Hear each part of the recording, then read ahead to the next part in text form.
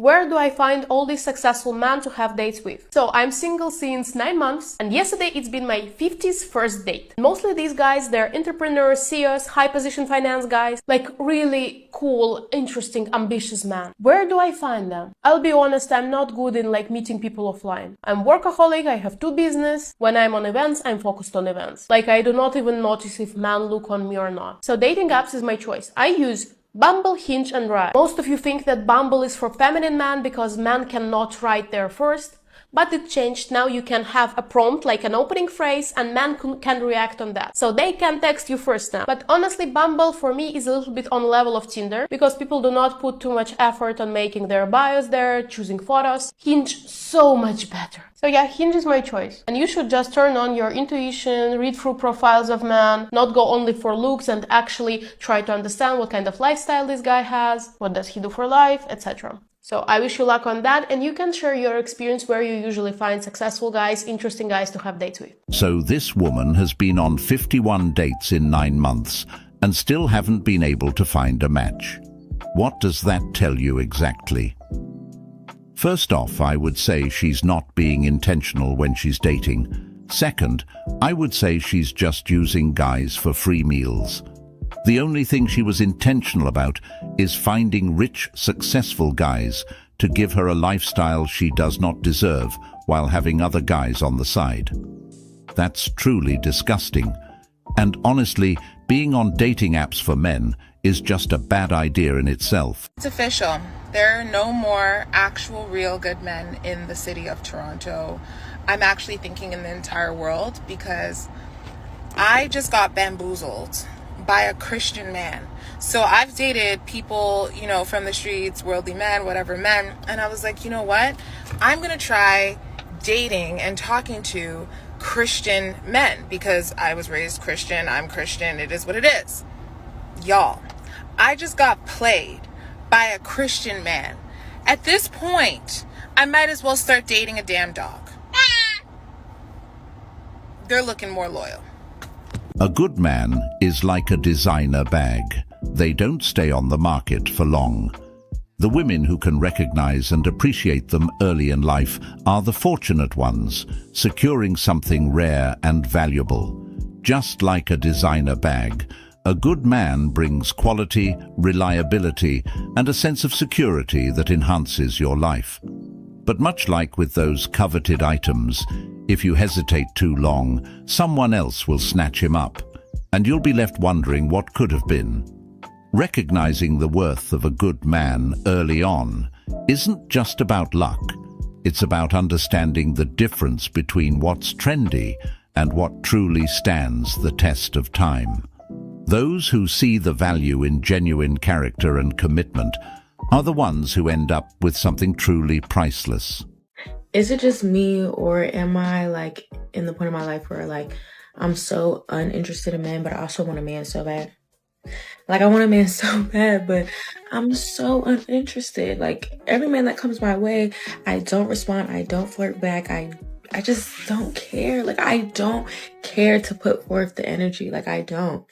A nice man has came my way and I still just been like, cool, because I'm good. But then I lay in my bed at night alone and I want a man so bad. So like, what's wrong with me? You want to know why dating is so hard?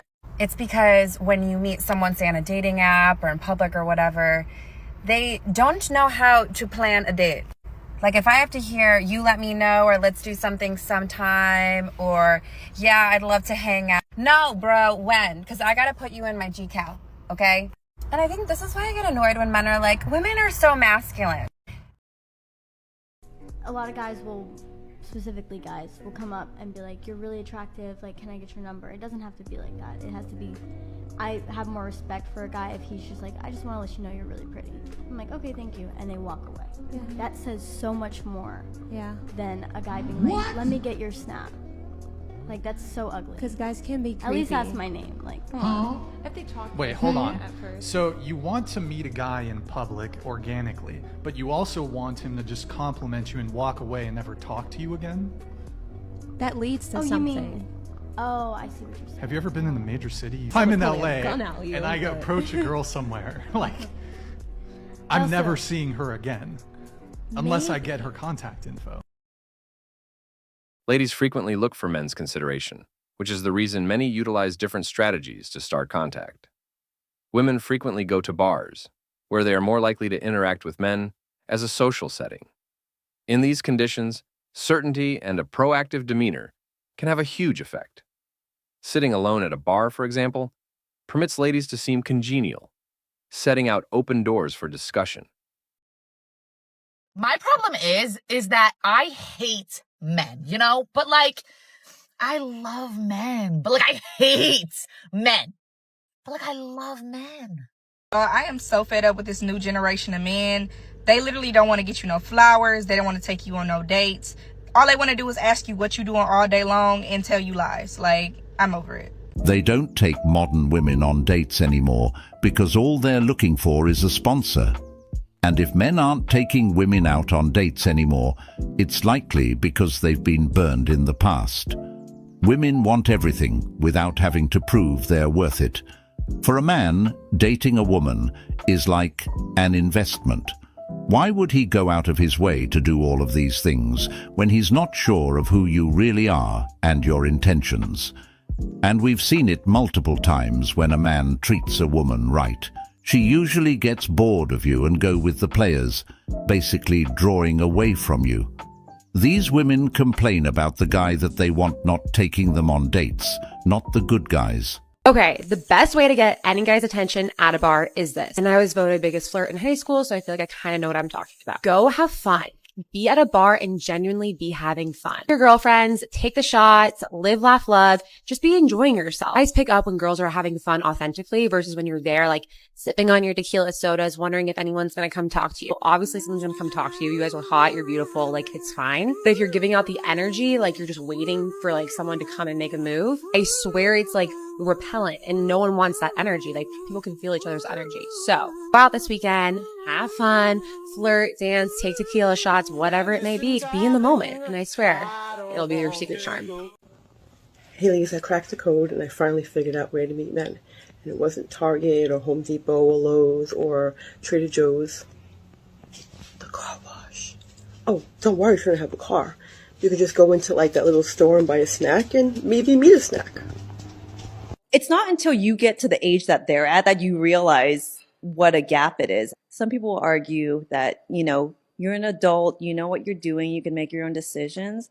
But I didn't have enough life experience to know better. And now that I am like the age that a couple of the guys that I dated, I find it a little disturbing. I think because I question the mental maturity, like where was he at that he was able to, it's not just you tolerate someone that's younger, that you actually connect with someone that's that young.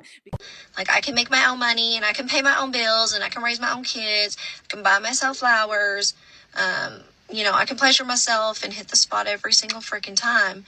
So, like, I just want to know what men mean when they say what he brings to the table. Like, well, what do you bring to the table? What are you doing for me? How are you making my life better? All men want is peace, love, and support. They essentially want to be loved for who they are rather than what they can provide. And here's the problem. All of the things that you just listed that you don't need from a man that you can do yourself, they're all things that are outside of just loving him for who he is as a person, right? You're talking about all things that he would physically provide to you. He doesn't want those things to be the sole reason why you're in a relationship with him. And so he doesn't expect those items to be provided by you. He cares about what you can provide emotionally. Are you going to be his peace? Are you going to provide him love? Are you going to mentally, emotionally support him?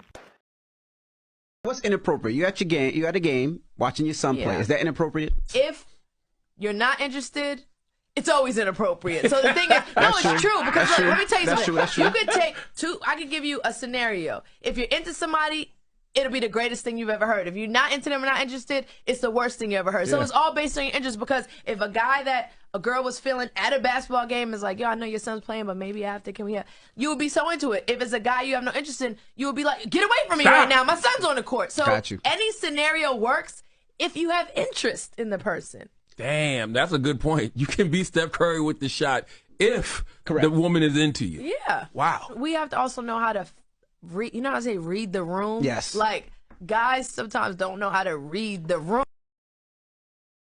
top-of-the-line bars, particularly on calmer evenings like Mondays, offer an optimal setting for meeting men in a more loosened-up air. Women who take the initiative have a better chance of connecting with people and having better dating experiences.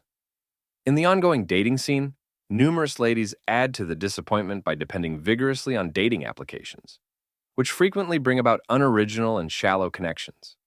Because their intentions are frequently ambiguous, their frequent use of these platforms can make it difficult to make genuine connections. Okay, to answer the question of where to find them, I kid you not, Monday nights at the bar. Monday nights at the bar. Monday nights at the bar.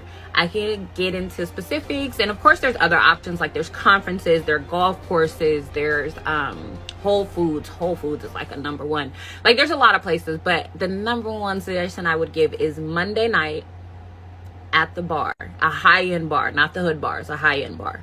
You guys, I figured out the secret to meeting dudes. Go to a nice bar and just sit at the bar alone. If you look good, I promise you will get approached. I never realized how many men go to the bar alone until I went to the bar alone. There's a lot of dudes just sitting there. And yeah, obviously some of them are weird, but some of them are not weird. I was at a really nice bar waiting for my friends to get there, and I ended up being there alone for like 2 hours. Don't ask. I get approached by one guy immediately. He buys me a drink. He leaves. I wasn't really interested anyway. Immediately, another guy comes and sits in his spot and buys me a drink. And that guy was cool. It was more like friend vibes, but like the odds are in your favor if you do this. Obviously, be careful and use your judgment, but that shit works. Honestly, whoever doesn't approach you, maybe look at it as like those aren't the people for you. No, that's actually you know what I mean? Because like, I don't know, I feel like there's times where I have made active efforts to like, you know, correct my face or correct my posture just to look more approachable. But at the same time, it's like, I mean, well, every single time, like, it's not like I'm just, I'm mad at everybody in here. It's like, bro, like, if you want to come speak to me, say what's up. If not, then it is what it is. Like, the you know person what I mean? with confidence If is I gonna approach intimidate you, then you're not for me type shit. Some women prioritize superficial encounters over meaningful relationships, making it harder to form long-term relationships. Women may resort to casual strategies that place an emphasis on attention rather than genuine connection, even when they are in real-world settings like bars or Trader Joe's. This is a question for the men. I just want to know, like, how can some men literally, like, just straight up lie, like, just straight up completely lie and make you think that you're the only person and you're the only one and that they're crazy about you and that you're literally perfect, only to get played, only to find out that they're just with everybody else. You're not the only one. No!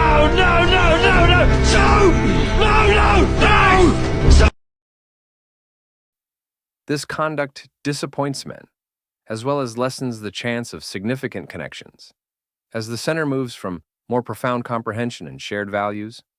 Because of this, modern dating is difficult for both men and women to navigate, with an emphasis on appearances and instant gratification taking precedence over the search for genuine emotional bonds. Sit down?